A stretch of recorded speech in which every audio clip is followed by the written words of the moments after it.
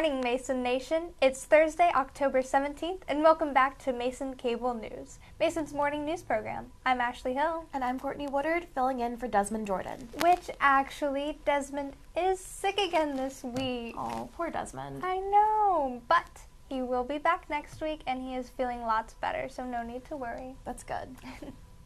Well, innovation really is tradition here at George Mason, especially in the Dominion dorm. Freshman Ronald Lapperton introduced Fireside, a place where people can come together and talk about topics that college students should be discussing more often, like the unity of religions, social justice, different forms of prejudice, and the equalities of the sexes. Fireside was named after the activity practiced in the Baha'i community, where people open up their homes to every different faith and have in-depth discussions. The purpose of Fireside is to create a new pattern of communicating where people can listen to different perspectives without being judged. The idea of Fireside is based on a collective learning where people present their opinion in a dispassionate manner in such a way that isn't pushing your opinion. It's really interesting. It is. As the November 5th elections for Virginia come nearer, an even more local election went underway. Class councils here at Mason opened the voting period for class of 2017 elections and student government elections this past Tuesday, October 15th. If you have not already voted, I'm sorry to say, time has run out as the voting period ended this morning at 12:15 a.m. The class of 2017 election applicant poll was a small yet fair size this year, with 5 students running for president and 4 running for director positions. There were about 10 open Senate seats within the student government and a more than doubled applicant pool of 23 candidates vying for them. Class councils and student government go hand in hand in that unification, patriot pride, and upholding the Mason idea are key factors of their makeup. These leadership organizations strive to bring together the Mason community and bring to bigger and better things to the campus thereof. With the advancements in technology, voting took place online at getconnected.gmu.edu, and results were automatically updated. The public announcements of results will be today in just a couple of hours at noon. Results will be posted in front of the Office of Student Involvement as well as online at sg.gmu.edu. Candidates, if your fingers are still crossed, keep them crossed for a little bit longer for good luck. The anticipation will soon reach a halt. I'm actually really excited to see who's going to win. So am I. I mean, it's something huge that goes on here. It really is, and I'm glad we kind of get that democratic element here at Mason. Yeah. Well, on Monday, October 14th, President Angel Cabrera sent out an email to the Mason community informing everyone that on Friday, he signed a non-binding letter with intent to partner with INTO. INTO is a UK-based global education service provider that has the goal of expanding the number of international students at Mason. This partnership is not completely official yet, and there is a lot of groundwork to yet be set to finalize this relationship, but it certainly is in the works. Additional information is yet forthcoming as town hall meetings are scheduled for late October and early December. President Angel Cabrera seems excited for this new venture as he says it speaks to Mason's innovation and our willingness to undertake new challenges that enrich the educational experience inside and outside the classroom. Possessing leadership skills comes with a host of benefits that lead many to success. That is just what the Leadership Mason Conference is geared toward, to enhance one's leadership in practice. Over 180 students have registered for the 2013 Leadership Mason Conference, a one-day program influenced by diversity, accessibility, innovation, and entrepreneurship. Students must complete the registration form and pay a registration fee of $10 to the lead office by this Friday, October 18th. The conference is scheduled for October 26th, beginning at 10 a.m. at the lead office. President Angel Cabrera will be in attendance, welcoming the participants and providing insight on the Mason idea. There are several breakout sessions that consist of group activities and workshops, promoting teamwork and togetherness. Some of the session material will cover topics such as strategic moments, understanding the whole you, challenging safe places, and learning with a global mindset. Small group discussions will be had during the tail end of the conference, and it is deemed to conclude at 6 p.m. This is a great way for Mason students to get leadership experience and interact with fellow classmates and faculty.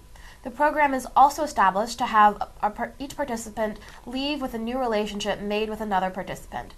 Personal networks are thus expanded. For more information, contact the lead office at lead@gmu.edu. Well, we will be right back after this commercial break.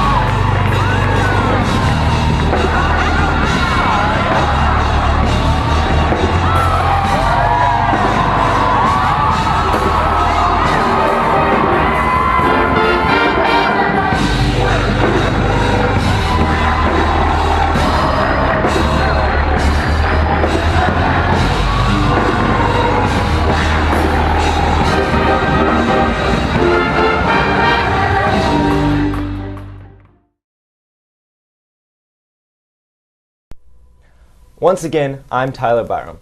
Well, we are less than 36 hours away from the first basketball event of the season, Mason Madness, the single event that takes place every family weekend that introduces the basketball teams to the Mason Nation.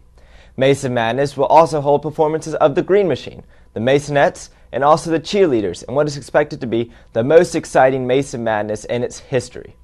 It all begins on Friday at the Patriot Center at 8 o'clock. And for those that cannot attend, it will be broadcasted live on Mason Cable Network and online at masoncablenetwork.com/live with the pregame show hosted by Mason Cable Network's Press Box at 7 o'clock. Also, later in the weekend, specifically on Saturday at 7, the women's soccer team will take on in-state rivals of the Richmond Spiders. As of late, Mason has found their scoring ways to complement the goalkeeping of Lindsey Hokinson and hope to get a victory against the low-scoring offense of Richmond. If the Patriots do in fact get a win here, they will all but clinch a postseason spot in the conference tournament in our very first season in the Atlantic 10 Conference. Then, on Sunday night at 7 o'clock, the men's soccer team will play another rival, but this time the rivalry dates back to the CAA, with the latest highlights of the rivalry including a basketball team's Sherrod Wright game-winning shot to end the game in 2012 against none other than the VCU Rams. The rivalry is sure to transfer out onto the field as such because both teams are still undefeated in conference play. Make sure to make it out to Mason Stadium that night in a game that will not disappoint, as you and the rest of the fans hopefully will surge the Patriots to a victory. Again, as a reminder, all of the events can be watched on Mason Cable Network, channel 231 on campus. Mason Madness can also be seen online at masoncablenetwork.com/live, and the soccer games will also be on Patriot Vision. But make sure to make it out to all of these venues because every event is sure to excite. Later today at 7:30 p.m. in the Bistro of the Johnson Center, the annual Folk Fest will take place.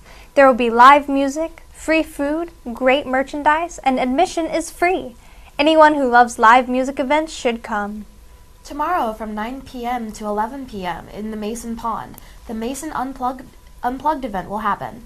This is the first Mason Unplugged, and there will be live entertainment hosted by Mason students, free food, drinks, and giveaways. If you want to see your fellow Mason students support their school, come and enjoy this event. Mason Unplugged isn't the only event taking place tomorrow. The famous comedian Aziz Ansari will be performing at the Patriot Center at 8 p.m. Any fans of Parks and Recreation and good comedy skits should come check it out. Well, that's all for your Thursday edition of Mason Cable Network. I'm Ashley Hill. And I'm Courtney Woodard. Have a good day.